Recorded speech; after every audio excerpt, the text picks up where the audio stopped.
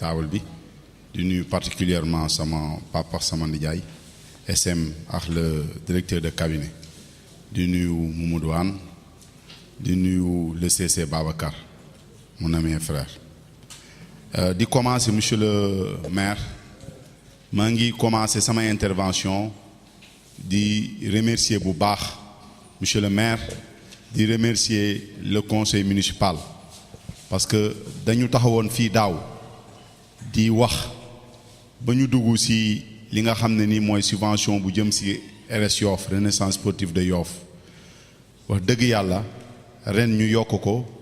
mu nekk ci 7,500,000 loo xam ne ni xalaatuñu ko woon loo xam ne Yoff bi muy Yoff ba léegi commune bi yàgg na fi depuis 96 mais mësuñoo am loolu donc bu ñu ko amee am occasion bi tey man ma nekk vice-président war na su ma ñëwee fii ma remercier bu baax ñi nga xam ne nii ñooy conseil municipal bi à sa tête le maire Abdoulaye Diouf Sarr monsieur le maire tey baatu remerciement ak félicitation ak ngërëm si ay action yoo xam ne wax dëgg yàlla monsieur le maire taxawee na ko su ma ne monsieur le maire dama naan le conseil municipal monsieur le maire ren dama gis ngeen organiser loo xam ne man de yàgg naa si Yoff gii yàgguma mais yàgg naa fi mais musuma kaa gis mooy ngeen génne ay bourse ak ay aide valeur 12 millions ngeen jox ko ñi nga xam ne ni ñooy étudiants yi jox ko élèves yi loolu wax dëgg yàlla muy lu am solo ngeen def ko ci dëkk bi ñu ngi leen ci remercier bu baax a baax monsieur le maire ngeen génne fourniture scolaire génne valeur 20 millions ne Yoff dañuy def réalité ubbi tey jàng tey waaye loolu mu nekk lu am solo ngeen taxawe ko ma di ci félicité bu baax Penda Ndoye mi nga xam ne mooy présidente bi commission bi vraiment di remercier le conseil municipal di remercier le maire bu baax ci taxawaay boobu monsieur le maire yamu leen foofu ngeen def réfection des écoles jël 30 millions def école yépp di ko dole aéroport ba jàmmalaay école bu ne ngeen taxaw def ci 30 millions ci école yépp école bu nekk beesaat ngeen peinture ko defar fenêtre yi defar leneen monsieur le maire bu ngeen yemoon foofu sax ñu wax mais ngeen jël ay bourse de formation sànq Penda Ndoye wax na ko mooy képp koo xam ne yaa ngi fii ci Yoff soxla bourse pour jàng ñi nga xam ne ni dañ dem supérieur ngeen wax ne mettre ngeen à la disposition de ces personnes-là des demi-bourses ou des bourses entières loolu ñu ngi leen ci féliciter bu baax a baax monsieur le maire ren boo gisee may wax ci wàllu social parce que dafa am solo li nga xam ne nii moom ngeen def en matière d'infrastructure dama ne loolu Yoff gépp gis nañu ko lu ne fàng kenn du seen fàng jarul ñu koy weerante lu jëm ci stade bi kenn du ko jeex noonu la waaw lu ne fàng kenn du ko jeex jërëjëf bàjjenu gox lu ne fàng kenn du ko jeex li jëm ci stade yeex li jëm ci place njëw li jëm ci laneen ak laneen su ma ko doon lim du ma fi jóge loolu taxaw ngeen ci mais dafa am loo xam ne dafa baax nit ñi xam ko dafa baax waa Yoff xam ko parce que télé bi lañu jàkkaar lool waaye dafa baax aussi su ngeen defee lu baax ñu taxaw ne leen félicitation waaw góor dafa am solo nit da nga koy féliciter ci li nga xam ne ni moom lay def ngeen jël da baax wax na ko sànq tabaski jot ngeen décentraliser jël 50 millions yóbbu ko ci quartier yi jaaral ko ci ñi nga xam ne nii ñooy comité de gestion yi loolu dañ leen ciy gërëm taxawaay bi rafet na jërëjëf tam korite jot ngeen tam xarit ngeen jël dëkk yépp ku ci nekk ngeen jox ko nag waa mais yéen vraiment bu ñu leen félicité wul xaw ma nu ñuy def di leen félicité mais monsieur le maire dama jaaxle parce que li ngeen fi def lépp ci wàllu social te loolu depuis ngeen nekk fi la de bi ngeen commencé ba léegi progressivement ngeen def ko 10 millions wax ngeen 10 millions boo xam ne médicament ñu jox ko mais li may jaaxal mooy ci wàllu environnement monsieur le maire ngeen góorgóorlu ci bu baax ñëpp gis nañ ngeen jël 500 jeunes 500 femmes yoo xam ne chaque jour ñu xëy nekk ci tali bi lépp ñu bale ko waaye mais monsieur le maire dama ne la ndox moo xam ne dafa ball ndoxam ONAS waaye lan la ci maire bi man mais loolu du fu maire yi mais li ngeen fi def lépp en matière d'infrastructure def ko sur le plan social def ko sur la formation waa am ndox ball fële ci benn koñ wala sama koñ man bàyyil ma jël sama koñ ball fële ñoon sama waa koñ taxaw. ci salle conseil municipal de l'hôtel de ville de Yoff dama wax hôtel de ville parce que léegi Yoff foo ñu am vision boobu ville la en ce sens dama bëgg ñu mettre toujours quelque part que nii xew ci biir dëkk bi nii muy doxe ak nii monsieur le maire bëggee cadre de vie bi changer amélioré wu ñu xam ne ville la ñu yor léegi du tout village ñu am vision boobu moo tax ci circulation bi ci biir Yoff li doon gën mooy ñu am ay feu jot na yaa ngi doon wax monsieur le maire route bu bees bu Tongoor Renaat suñ ci boolee rocade bi war a jaar ni longer génn fii ci Brioche Dorée bi jógewaat Tongoor ak yeneen axes yoo xam ne Promoville war nañ ko def nombre de routes yi dinañ yokk ci commune bi nous sommes à 103 400 habitants fi mu ne duutuñu dëkk bu ndaw arrondissement bi yëpp ñëw gën a rëy duutuñu commune bu ndaw ville lañu su ñu mënul def ay feu nañu reprendre signalisation bi fi ne woon mu am ay stop signalisation verticale ak horizontale parce que wax fa dëgg yàlla c'est n'importe quoi fi mu ne su ñu mënee am aussi une police municipale quelques éléments de bu ñu mënoon am 4 ou 5 éléments ay policiers xam ne bi police municipale lay doon dina baax ñu régleel ñu li xew ci marché bi circulation bi indiscipline bi am ci côté marché bi léeg-léeg ay kilifa génn àdduna booru cimetière bu aussi xaw a am pëccëxoo ci oto yi muy cimetière Belle-Île muy cimetière u Layène bi aussi yooyu yëpp autorité municipale boobu police boobu dina ko mën a régler ñu ngi wax ay sapeur toll nañu foofu je pense foofu ñu dem en projection en perspective ci côté yooyu pour que dëkk bi gën a ñëw sur le plan sanitaire du ma ci sori trop bàjjenu gox yeeg responsable mutuel yeeg représentant APEX ñoom ñëpp wax nañu ci j'ai vu que monsieur le maire qui est ministre de la santé a pris un arrêté portant création d'un comité de restitution sanitaire pour la visibilité des actions menées par tous les acteurs de la santé. C'est une très bonne chose. D'autant que léegi avec réforme bi dugg CDS yi comité de développement sanitaire yi moom moo koy diriger arrêté bi sax waroon na mën a ñàkk xam naa li mu ne ministre de la santé moo ko jël mais man nga boo tukkee ci àddina bi am na ville yoo xam ne boo demee seen hôtel de ville sa hall ba da ngay am résultat hôpital ñu affiché ko nombre de cas de mal nombre de et cetera rapport yi centre de santé Philippe Senghor di génne par mois wala par trimestre la ñuy synthétiser au moins par semestre ñu koy affiché ci hallu mairie bi fii ci hallu mairie bi war nañu mën a am résultat yi Philippe defoon année bi passée ñaati cas de palu tuberculose ñaata la ñuy opérer et cetera war nañu ko mën a am fii parce que mairie bi mooy responsable de la même manière résultat yi école yi def école primaire yi war nañ ko mën a am fii à l'affiche par exemple ñi am entrée en sixième ñaata lañu suñu école primaire yi ñi am CFE et cetera war nañ ko mën a am fii ñaati xale lañu inscrire ren peut-être teel na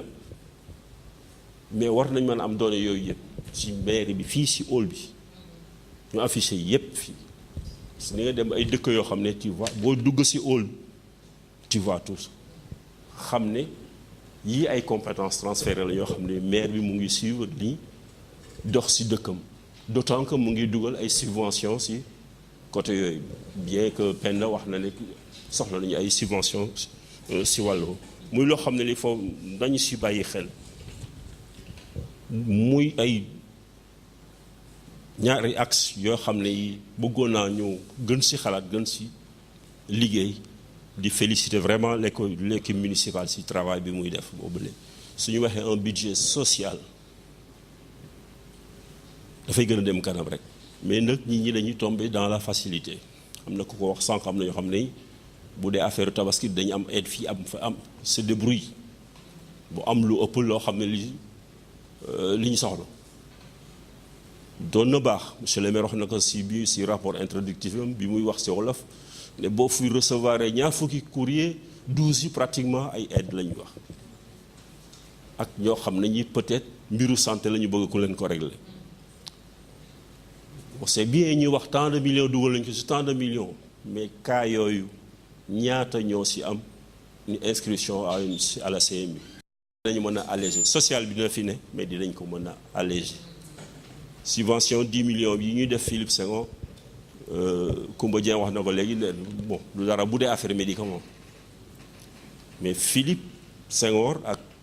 yeneen poste de santé dañuy générer loo xam ne li dina leen mën a parce que li ñuy générer par mois am na pourcentage boo xam ne légalement moom la ñuy jëndee médicament du seen problème pratiquement ay médicaments donc 10 millions yooyu waroon nañ mën a xool fu ñu ko mën a cibler suivant les besoins spécifiques de notre parc sanitaire Philippe ak poste de santé loolu laa leen di gën a ñaax ñëw gën si réfléchir s'il le faut ñu raviver cette commission de la santé ñu mën see liggéey ak structure comme il y a une réforme ak CDS bi je crois que côté boobu dina war a mën a gën a leer ba nga xam ne bi action yi maire yi di def dina gën a efficient man efficience bi efficace vraiment foofu lay gën a ngeen baal baax. ñu ngi nuyu ñëpp kenn ku si nekk si tur ak sant ñu ngi remercier vraiment le maire bi mu associé APEXI si jataay bi nga xamante ne moo am tey mosoon nañ fekk benn bi ñu demoon Saly te la ko sababoon bokk na ci centre des métiers bi centre d'incubation bi nga xamante ne espagnol bi ñu ngi doon wax ak maire yi ñu waroon def li nga xamante ne moom lañ tuddee woon ñu waroon def ñu war a signer convention bi ba ñu demee yàlla dafa dogal maa nga fa woon Abdou Naar mii mu ngi fa woon monsieur le maire Abdoulaye Diouf Sarr mu nga fa woon bi ñu ko waree signer ñu gis ne lii kat du avantage yu Yoff te centre d'incubation bi fi mu nekk nii APEXI daf ko échanger ak propriétaire terrain yi espagnol yi bëggoon liggéey terrain bu ñu liggéeyee APEXI joxe ko ngir doomu Yoff pour doomu Yoff am métier mooy law ba lii tey danaa koy wax tout le temps Abdoulaye Diouf Sarr muy wax ne du ma œuvrer loo xamante ne day detteel Yoff wala du ma œuvrer loo xamante ne du tax Yoff jëm kanam te lii bokk na ci waaye nag centre d'incubation bi moo fi jiitu mairie bi APEXI ñoo fi jiitu mairie bi lu bare ngi ni tey ñu ngi koy mairie bi mu ngi koy dox APEXI loolu lay yëngu dafa mel ni que APEXI mairie la parce que aspect yi nga xamante ne yëpp mairie bi mu ngi ciy def ñu ngi koy solliciter APEXI ba ñu ngi wax social fii mais APEXI dépassement yi ñu doon am ci budget bi comité directeur bi war ñu ko ñaxee dañu dem ba dañ ko accepter de façon tacite bu ñu amee dépassement tant de millions ci social bi ñu def ci nit ñi dañuy wax ne c'est normal dem nañ ba amatuñu critique ci loolu dañuy budgéter ci temps mais bu ñu demee parce que dañ koy doubler bàyyi yeneen façon yoo xamante ñu ngi ko doon def donc te loolu yëpp nag wax dëgg yàlla dañ ko bokk ak mairie bi di ko def wax nañ ko sànq nit dana ñëw fii sax ñu ne ko demal APEXI moo gën a gaaw pourtant APEXI mairie budget bi mu am APEXI amu ko mais ñu ngi góorgóorlu ci loolu sànq wax nañ problème communication boo xamante ne dafay am damay interpeller directement monsieur le maire wala le maire et son premier adjoint dañ leen di interpeller directement li leen di interpeller moo di bi ñu waree liggéey place yi nga xamante ne mooy place Mbengeen ak place ba li nga xamante ne mu lañ tuddee pencum Yoff APEX daf ko échangé woon ak des propriétaires mettre à la disposition de Yoff ba tey mairie bi en tout cas ñu ngi leen di remercier si reconnaissance boobu nga xamante ne am nañ ko ba ku ñëw soxla place yooyu ñu leen place yooyu kat APEX moo ko moom APEX moo koy gérer ñu ngi leen remercier ci loolu parce que mënoon nañu wax rek ñu ne xëy na ñooñu nekk maire am nañu autorité benn bi cooway bari rek mais du demee du ñu nangu APEX du ñu nangu mu demee noonu heureusement que ñu xam ko ba ku fi ñëw bu ñu laataan sax autorisé ne la demal wax ak waa APEX bu pare loolu vraiment ñu ngi leen di remercier si loolu nga xamante ne wax dëgg yàlla gis ngeen que yoon nañu koy taxawee mais mu am benn événement majeur Penda wax na ko sànq le centre d'incubation bi centre incubateur bi nii nit ñaa ngi ciy wax ñu ngi soxla pour dem fa mais mënuñu fa dem comme wax nga sànq wax ab naa wax nga ko nga ne war nañ toog ak ñoom ñu wax ci loolu boobu léegi vraiment ñu ngi interpellé bind nañ laaj nañ sax audience pour daje ak yéen vraiment pour ñu wax ci loolu parce que daf ñu soxal turbine ngeen ñu may nag bi ngeen ñu invité fii pour ñu mën ko wax interpeller leen directement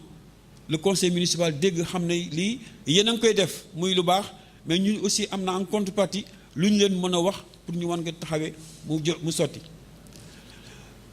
waxoon ngeen ñu ne bu laa yàgg danañ leen remettre les places occupation anarchique bi nga xamante ne moom ci place yi c'est parce que yéen bu léegi livré leen ñu ko quand même ku ñëw ngeen nekk dem leen APEX mais bu léegi vous n'avez pas encore livré place yi bi ngeen yi nga xamante ni moom ngay yor ba ñu mën ci am mainmise pour xam ñun naka la ñuy taxawee l'occupation anarchique la fa nekk jël ngeen ay nit wax dëgg yàlla ñu ngi koy nettoyer mais parfois dañuy am jafe-jafe pour nettoyer ko pourquoi parce que ña fa nekk ñoo fa teg seen bopp kenn mënu leen dara te ñun mënuñ quand même que ñun ñoo ko APEX moo ko gérer Yoff ko moom APEX moo ko gérer kenn du fa def lu APEX waxul waaye ñu ngi fay def lu APEX waxul pourquoi parce que entre temps permettre leen liggéey ngeen ko vraiment lu mucc ayib mais nag joxagul leen ko ñun pour ñu mën a am ni mu fa taxawee ñu ngi ñaan vraiment ñu ngi demander ñu leen interpeller ci loolu pour que vraiment suñu mënee gaaw rapidement ñu jox ñu parce que buñ ko lié buñ ko lié ak le centre incubateur bi vraiment dafa am luy sooxe donc vraiment ñu ngi leen di interpeller encore une fois pour loolu vraiment ñu féete boor ak le centre d'incubation aussi vraiment ñu xam ni ñu ci taxawee par rapport ak ni ñu ci war a liggéeyee. Je remercie au passage le directeur de cabinet parce que fu ngeen nekkul les comment dirais-je les maires fu ngeen nekkul seen directeur de cabinet nekkal na leen fa et nekk na leen fa avec compétence très honnêtement à chaque fois bu ñu ootee soxla maire yi seen occupation bari na moom occupation bari na mais day bàyyi ñëw taxawee lu mu war a taxawee en tout cas APEX gis na boppam ci moom parce que souvent moo leen fay taxawal xam naa ne da ngeen xat mais su ñëwee si seen tur la ñëwee mais dañ soxla aussi parfois bu ñu leen oowee yéen ngeen ñëw ngeen bañ rek même bu ngeen di ànd ak moom ngeen bañ di ko bàyyi tout le temps moom rek muy ñëw en tout cas soxla nañu ci toog ak yéen pour ñu wax parce que avant dama koy répéter avant la mairie APEX donc ñoo bokk lu ñuy def am na loo xamante ne dañ ko war a mën def tous les mois bu amul tous les mois sax dañu am daje boo xamante ne war nañ ko am ak mairie bi pour ñu liggéey li nga xamante ne Yoff la vocation première bu APEX bu ñu ko bëggee def bi ko fay mag yi samp dañ lay wax dem leen ngi bale ji ay sën je crois que bale yi sën problème bi ñu am yëpp environnement la donc ku mag ñi doon baleloo ay sën nga nekk ci bu léegi donc bu ñu amee loolu aussi war ngeen ñu si associé wala ngeen ñëw bu ñu soxlaa wax ak yéen ngeen vraiment ngeen uy sañu loolu daal vraiment moom laa xamante ne bëggu naa ma wax ko si jataay bi moo xam ne vraiment ñu ngi rafetlu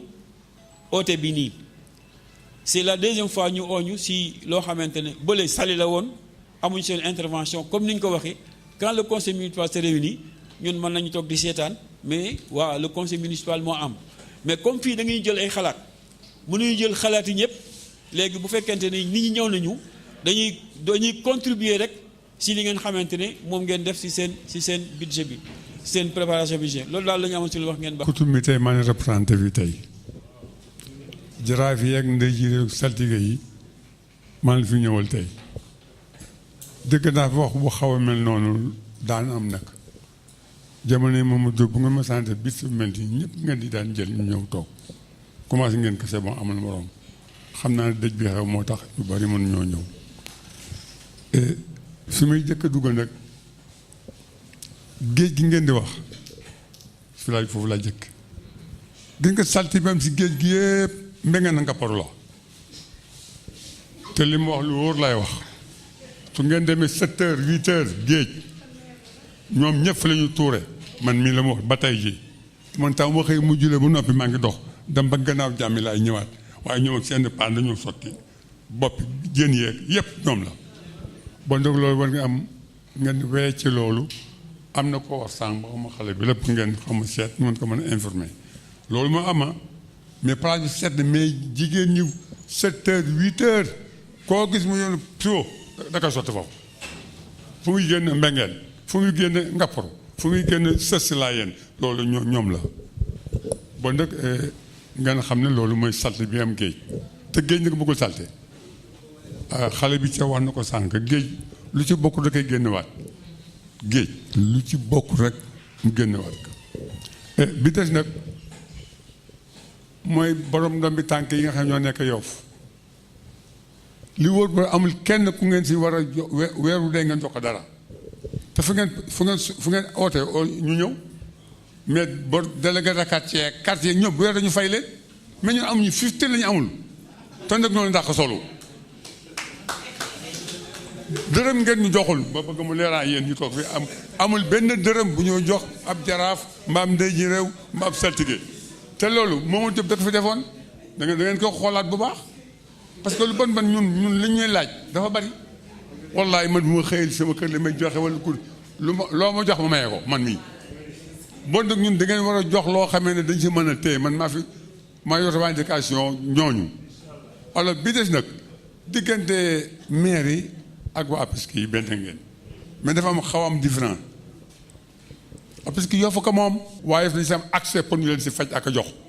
te loolu mooy parce que loolu moo ko taxoon a jox bon nag bu ci maire yi duggee léegi ñu war a bokkandee bokka mais nag ku ngeen yebal ca fële mën na APESC war na kaa mën a jàppale waaye nag jàppale bu mu yéex nag yéen nag dëgg naa fa sànq xale bu jigéen bi kii li mu wax dëgg la kii am problème mu 200 000 ngeen jox ko 50 000 francs mais kooku dama jël ko attaaya rek lay doon kii am problème mu 200 000 kay mu war kaa faju waaye lu bon ngeen réglé ko te dëgg yéen yàlla leen dimbali léegi yéen yor santé yéen war nga ab malade waratu leen jaaxal léegi malade waratu leen jaaxal léegi ku ngeen am problème rek amu leen ko la Dantec wala principal ñu faj ko waaw xam naa daal li ma bëgg a wax daal ma yamandi foofu di leen gërëm nag bu baax li ma bëggoon wax bari na waaye ma di leen gërëm nag bu baax a baax yéen waa maire yi yàlla gën a jàppale mbooloo bi ñu fi toog ñëpp pour ñu demandoo ko mais am na si yoo xam ne jël nañ note te incha allah bu ñuy defaraat document final di ngeen gis ne jël nañ note si loolu donc nañ fexe bu nuñ ko yokkee foofu ñu bari def nañ ay félicitations wax donc lii am na ñoo xam ne wax nañu affaire pavage yi je pense que loolu dugal nañ ko sur le document li xam ne donc moom lañ si war a mën a wax lépp mu ngi si biir document yi am na ko wax équipement des morgues yi je pense que wax nañ ko si te ñun secteur rek ñu si doon waxtaan en réunion tey de coordination pour xool nañ leen gaaw équiper morgue yooyu je pense que loolu wax nañ si wax nañ tamit route yi ak gravaay yi je pense que loolu ñu ñëpp ñoo si bekk benn xalaat mais sur le plan de l'environnement am na ñu si incité bu baax a baax surtout li nga xam ne donc moo jëm si wàllu assainissement je pense que njàmmel li mu si wax am na tey jii ni ñu war a xam ne assainissement bi dépendre suñuy loxo ñun la mairie lañ si man ñun ñu ngi koy def à tout moment di oote am na numéro vert boo xam ne dañ ñu ko jox bu dara amee fa lañ mën a oo ñu fa xam ne dimbali leen ñu etu ndox mi ni muy balle si Yoff ñun la gën a naqari ñun la gën a metti mais tey loolu loo xam ne par exemple prérogative boo xam ne maire yi moo ko yor tey bu fu ñu ko yoroon comme ni ñu yor éclairage public bi fu bal la ñu dem defaraat ko mais amuñu sax les moyens wala li xam ne moo ko ONAS moo ko amee te ONAS jox nañu numéro bi xam ne 818 la 00 10 12 muy numéro boo xam ne 818 00 10 12 numéro boo xam ne képp ku gis fenn mu am tuyau bu bal la oo leen dañ la jox numéro déclaration après ñu mën fa jaar donc loolu ñun ñëpp ñoo war a mën a participer si loolu muy que ñun à les populations ku si nekk da nga am donc droit boo xam ne moom nga am foofu ñuy ñaan rek ñi nga xam ne donc dañuy wax si loolu parce que c'est des fois nga gis fenn ñuy ball rek ñu foto ne xool leen waa mairie bi lii nangam et tout mooy li may wax dinaa ko waxaat à tout moment ñun yoruñu loolu mais nag di état bi moo ko yor te état bi ñu ngi ciy liggéey ak moom service bi ñu wax ONAS moo ko yor te ñu ngi faxee def le tout ba lëkkaloo ñoom ba problème yi am ñu di ko defar parfois sax nga gis benn zone kii ñu ne xaaral ñu photo yóbbu fii wala xaaral ñu oote fii dëkk bi ñun ñëpp a ko bokk ñun ni ñu si amee part de responsabilité si population part de responsabilité donc war nañ mën a faxee ba ñun ñëpp ñu xool donc nan lañ mën a lëkkaloo si loolu wala ko gis falu muy la nga xam ne tey jii mooy la nga xam ne tey jii ñun ñëpp war nañ si mën a xool donc nan lañ ko jàppee tout ça donc loolu dégg nañ tamit li ngeen wax ci bi pour enrôler donc le maximum et tout je pense que donc délégué wax na sànq si li ñu leen waxoon par rapport ak cachet yi ak yooyu yëpp jël nañ si note pavage des rues tamit jël nañ si note loolu mooy li ma waxoon sànq si affaire poste de santé bi ak donc subvention aux ASC yi xam ne war nañ ko augmenter ak subvention RSIOF je pense que loolu lépp wax nañ si je pense que xaalis wax na sur le problème des gravats loolu incha allah ñun ñëpp ndemit ñu si waxtaan xool waxoon na ko pour ñu mën a amaat fu ñu amee banque de kii pour les gravats et le sable defe naa loolu wax naa ko sànq bi muy ubbi ne am na fu ñuy kii mais dafa am loo xam ne tamit il faut nit ñi ma waxaat ko gis nga tey jii da ngay gis sax dëkk bi léegi ku bëgg a politique ne naa dem sax fële géej taxaw fi canal bi nekk nga wax ko ñun ñii bu ñu fa mënoon taxaw wax suba ñu dem waa ONAS yóbbu ñu waa pencum yoo fii yóbbu ñu fa ñu wax nañu sensibiliser nañ bind nañ mais am na loo xam ne nit ñi nañ xam ne maire yi amul moyen yooyu pour def ko loolu il faut que les populations le sachent boo ñëwee suñuy archive bind nañ ñaati yoon ONAS bind nañ ñaati yoon ay yoon parce que ñun ñoo leen gën a xam ne canal bi ndox waru fi am bu fekkee dañ ñëw si saison boo xam ne du saison du nawet ndox waru fi am mais du ay xar ñoo fa branché ay nit ñoo fa branché da nga wax a wax ba sonn ñun li ñu man mooy fi mu nekk sensibiliser nit ñi wax ak ñoom mais ndox mi fan lay jóge si ñi nekk si canal bi population yoo fi ñoo ko fay def tey ku nekk da ngay tabax sa kër branché si canal bi ñuy def les travaux ku fekkoon suñu réunion fi à ONAS ministre nee na directeur ONAS dama lay laaj benn question ndax am ngeen benn appareil boo xam ne mën ngeen ñu si jàppale ndax am ngeen ay moyens pour surveiller donc canal bi fii mu départ bu fële mu yem ngeen xool ñan ñoo si branché wu ñu jim leen sanctionné pour affaire bañ a am ndox mais ñu ngi siy liggéey ak ñoom mais tey nag bu ñu wax ne donc mairie bi la et tout mais ñun li ñu si man loolu ñu ngi koy def ñu ngi siy def ay jéego yu mag a mag tey boo fekkee wàllu assainissement wala environnement benn point noir la ñu am fii su Yoff mooy le point là mooy ñi branché clandestinement si canal bi parce que tey canal bi bu fekkee donc da nga taxaw mairie fii séentu ko da ngay gis ne ndox mi li fiy jaar nii lépp eau usée la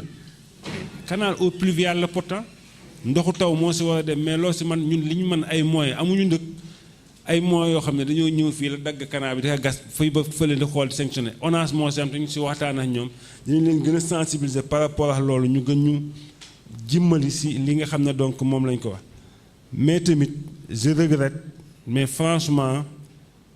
géej gi littoral bi am na amélioration nañu waxante dëgg nag nit ki tamit lu mu def nañ ko xam ne donc def nga lu baax parce que tey géej gi ñun ñëpp xamoon nañ ni mu meloon ñun ñëpp xam nañ ne par exemple actuellement am na nettoyage bu fi am dafa am loo xam ne nag bu ab noor ñëwee géejam noor moom neexoo nettoyé parce que tey lu mu dugg dañ koy génnewaat te ñu ngi siy def lu ñuy man tey boo xoolee comme ni ñu ko waxee nit ñi ñu ngi tuur di def et tout waaye tamit ñun ñu ngi nettoyé di jéem a dindi tey nag bu dul woon ñii tuur ñii nettoyé duñu am lu ñu liggéey mais nag ñii tuur dañu leen di sensibiliser ñu dimbali ñu rek ci loolu comme ni ko Pape Maguette waxee parce que nit ñi ñooy wàcc guddi la ñuy wàccee tout ça mais boo xoolee ñun nettoyage bi yamul quai bi rek ni ñu ko waxee parce que dañu jël ay équipe renforcer leen du côté du quai lan moo tax parce que xam nañ ne activité bi am au niveau du quai dafa bari loolu moo tax ñu jël ay équipe leen mais boo xoolee ñiy nettoyé ñu ngi xëbru bi ba tefes ak ninaat am na ñoo xam ne ñu ngi ay section foo ngeen xool ni léegi ñuy nettoyé chaque jour ñooñu tey mairie moo leen jël en charge di leen fay mais am na zone yoo xam ne par exemple nettoyage matul sax mu dafa jaar wala dañuy def ay observation ponctuelle li ko daggee mën nañu wax pont bi ba comme fii laay doon wax mooy ñi occupants yi yooyu ñoom nañ nettoyer seen zone boobu mais fi mu nekk foofu tefes gi rek bu ñu leen waxee ñaata nit lañ fa jël di ko nettoyer donc loolu am na ñu baree yoo xam ne ñu ngi fa jël. am na foo xam ne tamit mooy li ñu doon wax parce que ñu ngi jéem a promouvoir le secteur local di leen encadrer di faxay au niveau de la commune bu ngeen ñëwee léegi ngeen xool Djiby mais témoin dinañ faxay ba léegi marché yi fi nekk yëpp ay doomu Yoff di ko liggéey ñu ngi faxay secteur boobu lañ jëm te marché la pourtant mais li jëm ci marché am na loo xam ne code bi dafa am lu mu ci wax dañuy lancer le marché et tout nit ñi commencé ku mën a donc ñëw jënd appel d'offre bi jëndee dem foofu mën nañu ko contrôler suñu bopp parce que loolu marché la dafa am donc loo xam ne moom la code bi wax mais ñi nga xam ne ñu ngi leen mën a dimbali mu xam ne day DRP et tout mën ngeen ñëw vérifier donc suñu données yi fi nekk système wala kara ay doomu Yoff la ñu faxay presque ñu liggéeyam ñu éclairage public bii fi nekk nii doomu Yoff moo ñu ko yoral leneen nax leen doomu Yoff moo ñu ko yoral leneen nax leen tamit ay doomu Yoff ñoo ñu ko yoral ñuy wax nit ñi rek comme noonu ñu ñëw faxay ba jege ñu fekk tamit dafa am loo xam ne il faut ñu xam ko am na loo xam ne tey mairie capacité am fa la nekk ñun li ñu mën mooy am suñu marché ñëw ni Djiby Samb kat suñu marché ngi ñun amuñu ku ñu lewal xaalis nga liggéeyal ñu wala nga defar yow boo amee say fond nag mën ngaa ñëw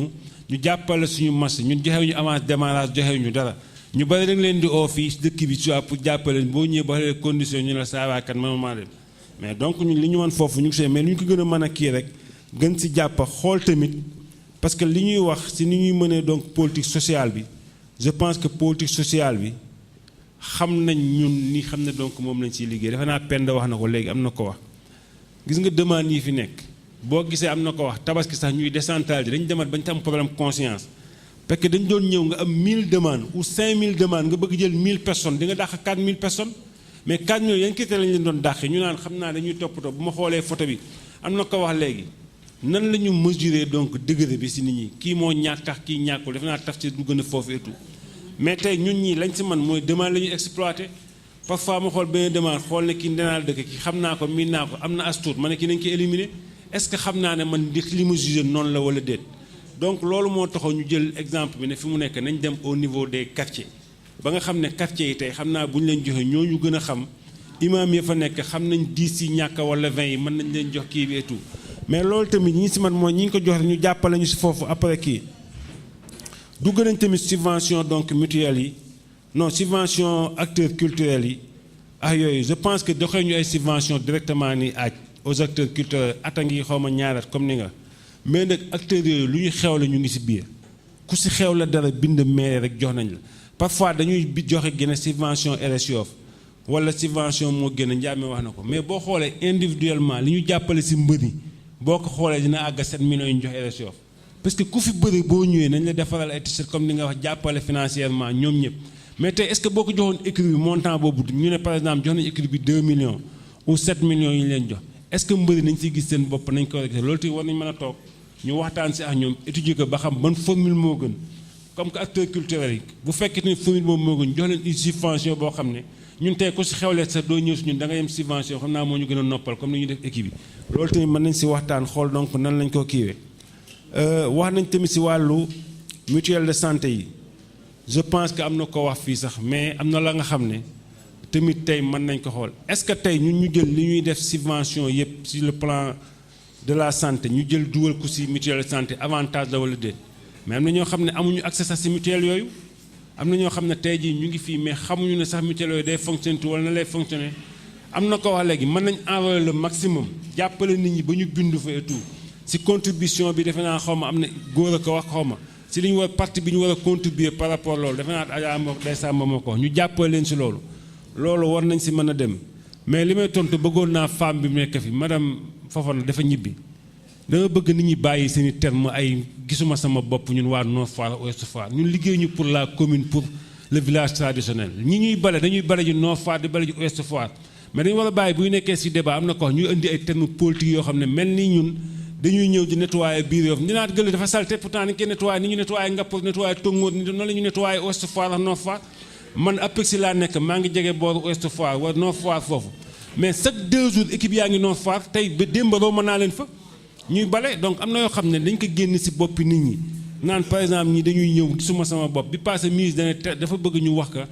définition gisuma sama bopp mooy lan foo dem secteur boo am nit na la gisuma sama bopp fan la ñu gisee bon suñu bopp et tout. soxna si je pense que Ama Ndiaye ay lampe ngi fi tëdd fii Adja Ndeye Samba dafa ko ñaari lampe si koñam loolu amul loo xam ne sax dañ si war a kii defal ko ñaari lampe si koñ boobu Adja di nga am ñaari lampe incha allah dégg nga loolu moom maa si taxaw ñu kii nga parce que tamit la nga wax problème de sécurité la zone boobu am na ñu doon wax fii ne par exemple loolu mën naa si profité sa wax mën bañu doon débat bi parce que ay nit ñëw na fii interpellé ñu waa mairie bi Hong Kong ñun mairie bi defuñu ko fi leneen tey jii nit ñi ñoo jaay seeni kër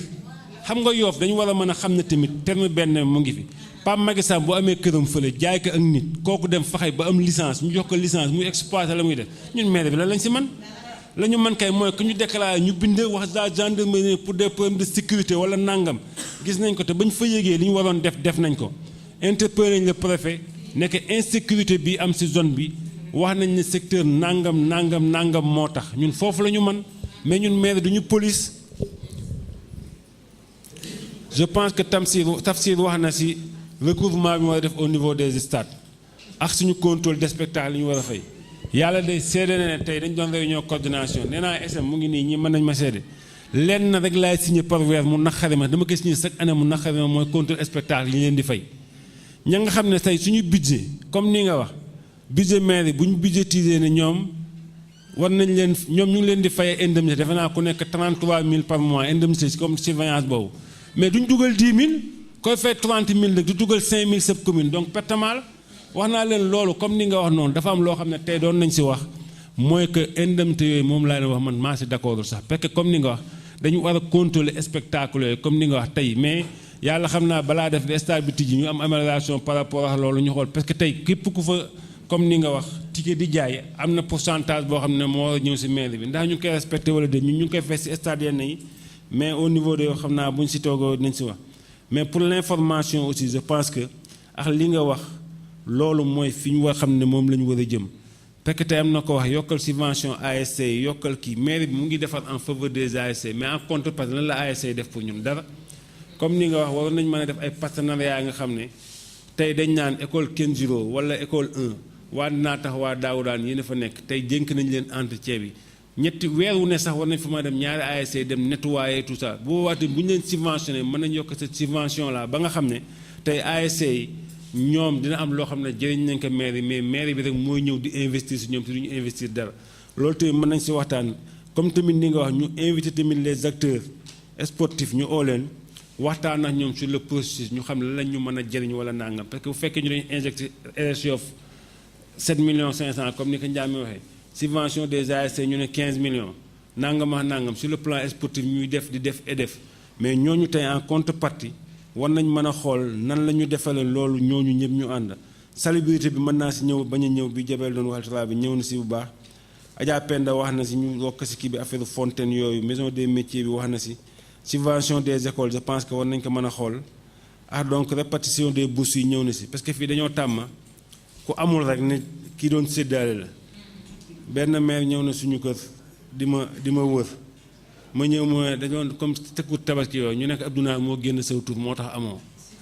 parce que les gens loolu lañ ku amul rek dañ naan donc diw la li la dal noonu moo ñu dal li naa ko jiite moom il faut ñu wax la lépp nit ñi moom dañuy toog rek aw ma ñu ne xam naa Penda ni mu bone boo moytu secours yi bonal nañ la si bu yàgg et tout te tamit li Penda wax am na nit ñi bu ñuy defee demande il faut demande bi am l'ensemble des informations ñu am percepteur boo xam ne tamit koo xam ne lépp lay saytu mooy li ma wax nii mu demee si secours indigents yi noonu la demee si par exemple ñi am secours maladie et tout fonction dossier bu nekk dalay laaj li mu laaj bu élève bi ñëwee déposé mu ne man du ma fay benn élève te élève bi awma ndax mu ngi jàng wala déet ñu jox ma certificat de scolarité am ñu demeen ko si dossier bi ndax élève bi école bi muy jànge ndax école bi réglementaire indi leen ma loolu mu indi yëpp mais Penda kay li mu man mooy xool demande bi ne Ndiame Diop sa demande manqué na nangam Ndiame bu satisfaire demande bi xaalis bi bu ñu leen waxee ne dafa des xaalis boobu dafa des lu bari ba dañu doon yokk si fa ñu waroon am 100000 jox leen 200000 ñu waroon am 50000 jox leen mais noonu lañ mënoon def mais xaalis bi des na sa compte ba mais tey ñun mënuñoo ñëw rek ne Papa Maguette Samba dañ koy jox bourse Abdoulaye Diouf Sall lu mu bëgg may Papa Maguette Samba il faut Papa Maguette Samba dafa demande il faut que les populations soient informées ñuy communiquer sur loolu nit ki day def demande percepteur ne an demande bi mu ne demande bi mu ngi nii kan moo ko def ñu ne Papa Maguette Samba Papa Maguette Samba fan lay jàngi ñu ne Dabaax lan moo màndargaal ne Papa Maguette Samba Dabaax lay jàngi wax leen ma kii di man xaw ma Dabaax xaw ma fa neen maa nga toog fële ñu indi loolu lan mooy téléphone am lan mooy adresse am ndax kooku majeur na wala di bu majeurul ñu ne kat Papa Maguette Samba yow majeur jox ñu sa turu papa ñu def ko si un exemple kooku def si turu max yooyu ñu carte d'identité mu ne kooku laay fay parce que mënumaa fay benn xale ba am 10 ans mais critères yooyu yëpp nag Penda Ndoye nag dossier yi mu am nag il faut mu xool yan adresse moo ci ne mais dossier bu amul adresse ñu bind si Jibi Samba rek Yoof Ndëngaañ wala Yoof Mbengeen Penda mën na xam sax Jibi moomu ne xam na ko wala déet mais tey bu ñu ne Jibi Samba aéroport wala nangam Penda mën na bañ a xam ka nekk foofu wala Penda bañ a xam ka nekk Tongoor donc facilité boobu il faut que nit ñi di ko def adresse yi def lépp et tout xam nga wax nañ bi passé secours maladie SMI biroom ay secours maladie mu nga fa ba tey ñoo xam ne xaalis baa ngi fee yëpp ñu war koo jëli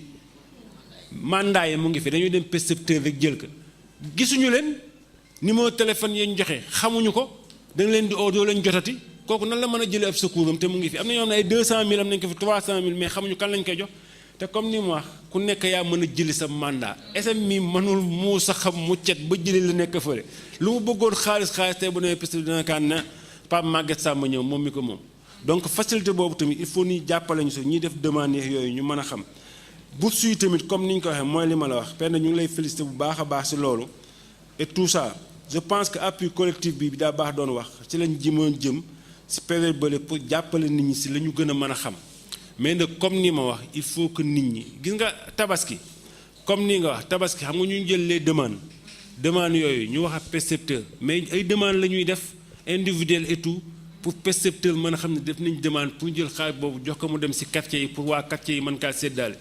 mais tamit loolu dafa am beneen liggéey boo xam ne bu am solo boo xam ne bu fi ne xam naa quartier nañ nekkat waa maire jël nañ problème bi transféré ñu ko ñun ñoo si gën a sonn wala de mais dañoo xalaat ne rek parce que man quartier ba ma dëkk war naa mën a xam ne kii moo yorul kii moo amul kii loolu sama appréciation bokk la bokk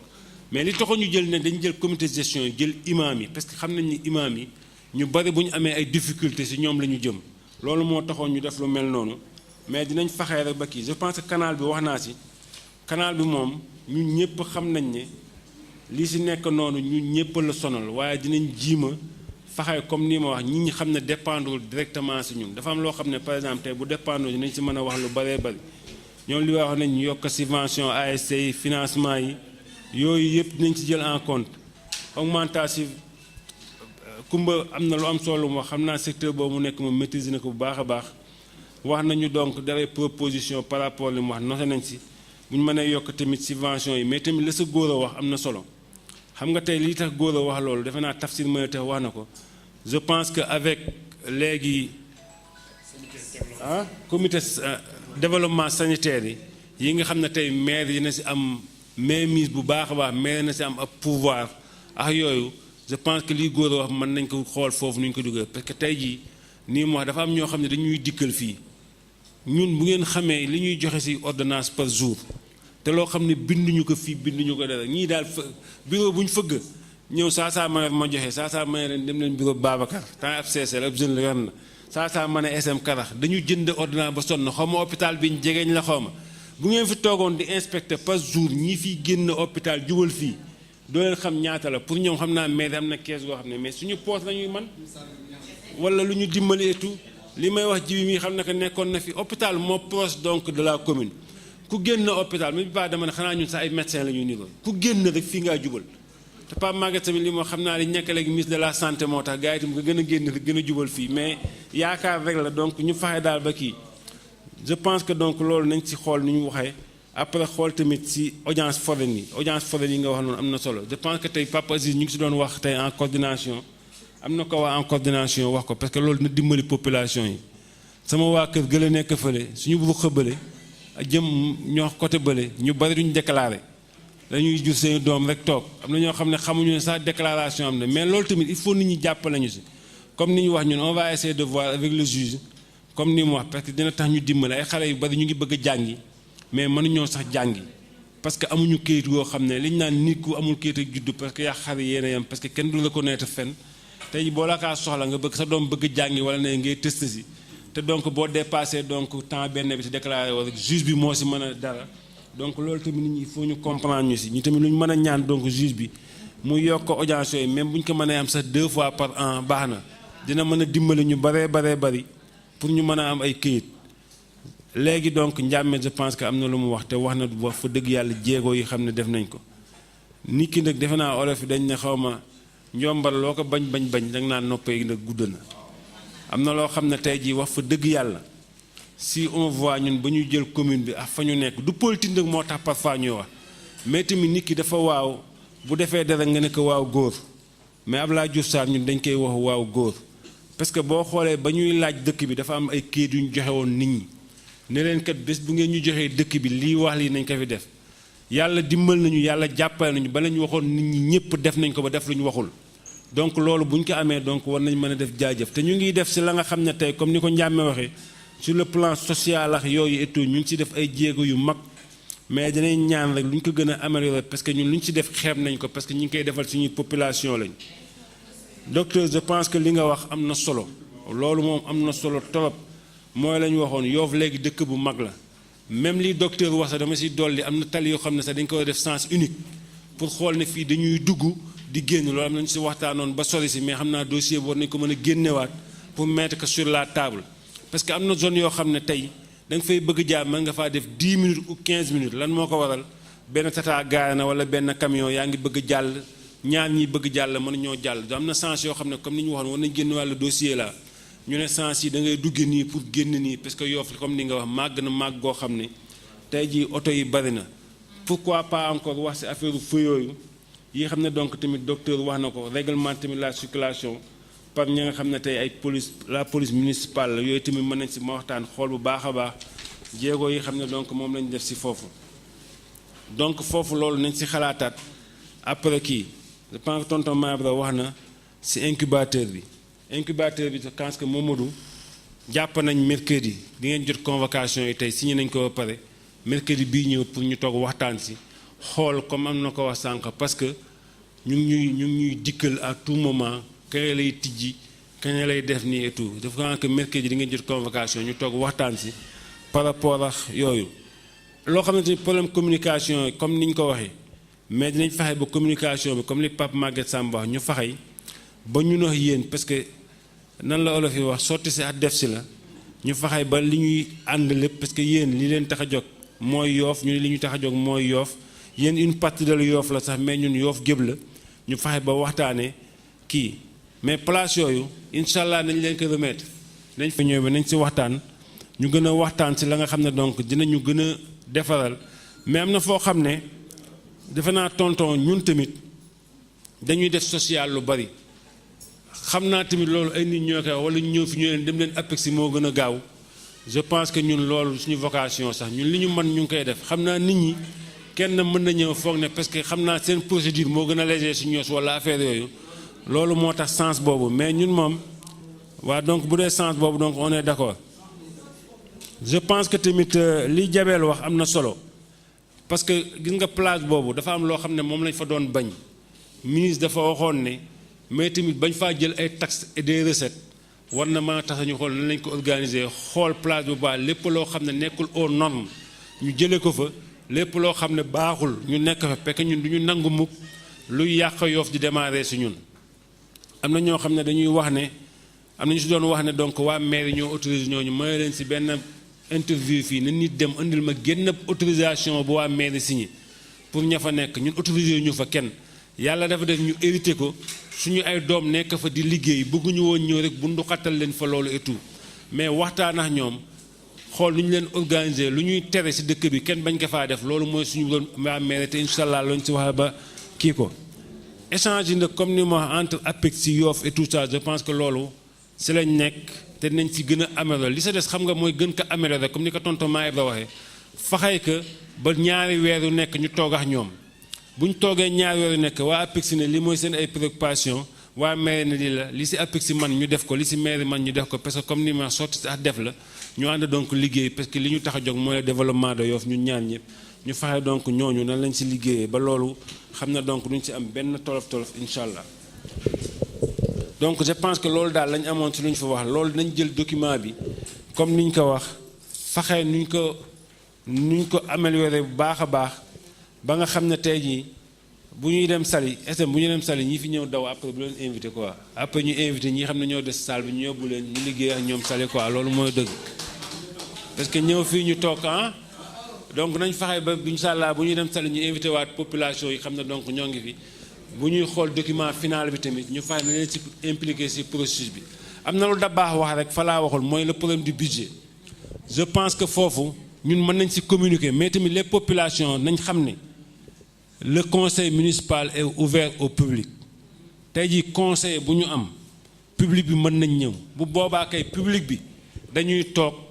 observer du ñu wax pour xam les informations tey fépp fu ngeen dégg conseil municipal ñu ne conseil municipal ñu envoyé APEXI mën nañ bañ a invité wala comme information képp ku am jot mën ngaa ñëw loolu dañ koy lancé ci télé bi ñëpp a xam ne tey fu mu dégg conseil municipal Yoff dinañ fexe léegi ci communication yi sax bu ñu amatee conseil municipal ñu utiliser lu mel ni télé bi pour yéene ko ñu ne maire yi am na conseil municipal lundi invité nañ ñi bëgg a ñëw ñëm ñu ñëw ku xaj ci salle bi rek mën ngaa ñëw mais bu boobaa am nga droit amoo droit jël parole mais am nga droit am benn suggestion bind ko jox ko benn conseiller mu laajal la ko walla mu waxal la ko comme tey tonton maire bu ñëwee assister ñu wax ci budget bi dara mën na wax bind benn conseil benn note rek conseil boobu am na droit donc laajal ko walla wax ko mais notre budget aussi c'est pas un budget figé boo xam ne dañ koy jël textuwaay walla nëbb ko c'est un budget ba nga xam ne képp koo xam ne soxla nga ko comme ni ñu wax moo tax ñuy félicité bu baax donc waa Yoff Mbollo TV léegi votre budget bu ñu am ñoom dañ ko jaarale ci télé bi pour xool wax ne kat montant budget commune bi tant la parce que amul lu ñu ciy nëbb ne par exemple tant de milliards la en recette temps la en dépense temps la pour population am ko même boo fi ñëwee sa bëgg budget bi mën nañ la photocopier budget bi jox la parce que këyit la boo xam ne dañu def recette def dépense élément yooyu yëpp am na fi donc nañ ko mën a tamit baaxee public bi mais dañ fexe ba ñi xam ne ñëpp mën nañ ko am dañ ko am mais dinañ fexe désormais buñ pareetee suñu budget ante yi nekk Yoff fi ñu reconnaître leen ñu mel ni APEXI ñu mel ni ñeneen organisation yi mais ñu mel leen ci ay copie sax pour ñu xam ne donc tey lii mooy suñu budget te ñooñu boobaa ku bëgg information mën nga ko jël foofu ñu leen sant di leen gërëm dinañ àggale mais dañu amoon deuxième point boo xam ne deuxième point bi lu gaaw la parce que deuxième point bi moo tax tonton Maodo léegi bi mu wax ñu kii conseil ñoo ko waroon am dañ amoon ci budget bi passé nii comme ni ma ko waxee ñun fonds de dotation bi ñu amoon li ñu bindoon ci dotation dotation fonctionnement 62 millions la woon moom lañ budgétisé woon yàlla def amendement bi defoon nañ ko dafa xaalis da nga tardé woon bi ñu koy def bi ñu commencé lañ defoon amendement bi ñu adopté ko pour le deuxième point gars yi kii woon nañ ko ba pare autorisation spéciale la woon ñuy ñaan rek conseil ñu mën ñu autoriser pour ñu mën ko def pour mën si am loo xam ne dañ koy fay et tout parce que comme ni ma waxee du loo xam ne lu bees la walla lii yàlla moo defoon budget xayma la booy budget da ngay xayma ne mankat lii laa amoon daaw bi ñu am recette boobu fonds de dotation ñu ngi amoon 62 millions ndeke percepteur li mu jot ren 77 millions la mu am 15 millions yoo xam ne day flotter foofu bu ñu ko fa bàyyee duñ ko mën a utiliser duñ ko mën a def dara léegi nag 15 millions yooyu la ñuy ñaan ñu jël ko def ko benn départ bu ñu pire autres frais de transport parce que bu ngeen gisee autres frais de transport bi ñu ko bëgg a fayee noonu dafa am ñoo xam ne par exemple commune bi ñoo leen yóbboon màkk ak yooyu et tout ak yeneen transport yoo nga xam ne tey fii rek lañ ko mën a fayee ci compte bi ñuy ñaan conseil yi fi nekk ñu jàppale ñu voté kii bi mooy donc 15 millions yooyu ñu def ko autres frais de transport 15 millions loolu la ñu ne waa pour conseiller la ba tey ñu ne délibération portant autorisation spéciale à la dépense vu la constitution vu la loi 2013-10 du 28 décembre 2013 portant code général des collectivités locales vu le décret 65-510 du 4 juillet portant régime financier des collectivités locales vu le procès verbal d'installation du conseil municipal de l'élection du maire et de ses conseillers et de ses adjoints en date du 22 juillet 2014 vu le rapport de la commission des finances en séance du 25 octobre 2018 et adopté l'autorisation spéciale de recettes et de dépenses d'un montant de 15 millions de francs de la commune de Yoff pour la gestion 2018. Article 2. Le serveur percepteur de Dakar Plateau, le secrétaire de mission chargé chacun en ce qui le concerne de l'exécution du présent délibération, de la présente délibération qui sera enregistrée, publiée et communiquée partout cela. Nous sommes d'accord. Nous sommes d'accord. Nous sommes mando. Unanimité.